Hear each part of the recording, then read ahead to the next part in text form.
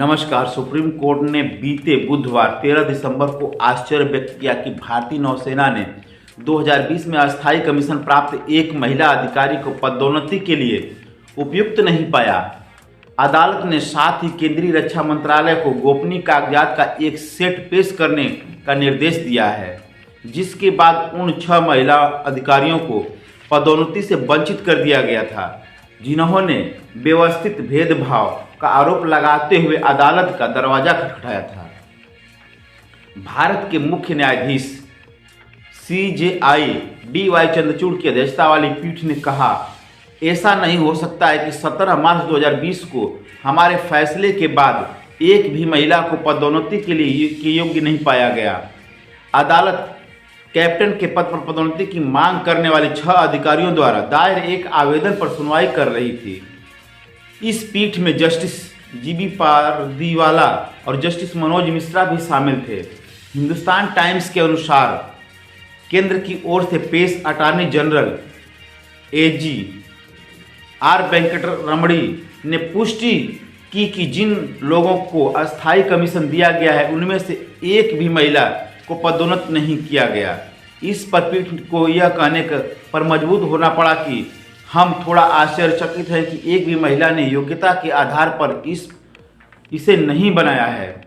मामले की सुनवाई के लिए जनवरी तक स्थगित करते हुए अदालत ने केंद्र और भारतीय नौसेना के 6 महिला अधिकारियों से संबंधित दृष्टिकोण पत्र पेश करने का निर्देश दिया है। यह पत्र चयन बोर्ड द्वारा पदोन्नति के लिए विचार किए जाने वाले अधिकारियों के बारे में तैयार की गई एक गोपनीय रिपोर्ट है।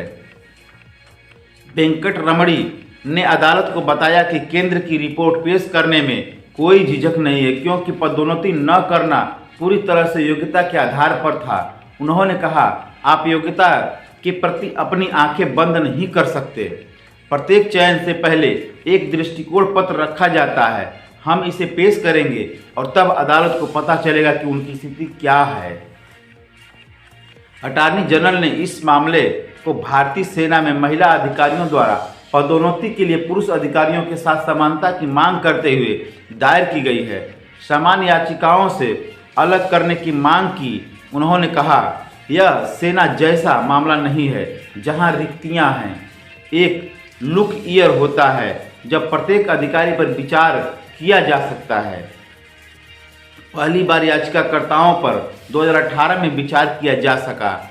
उन पर उनके साथियों के साथ विचार किया गया, न कि जूनियर अधिकारियों के साथ। महिला अधिकारियों की ओर से पेश वरिष्ठ वकील B मोहना ने अदालत को बताया कि यह तथ्यात्मक रूप से गलत है, क्योंकि महिलाओं को उनके जूनियर अधिकारियों के साथ पदोन्नति के लिए विचार किया गया था।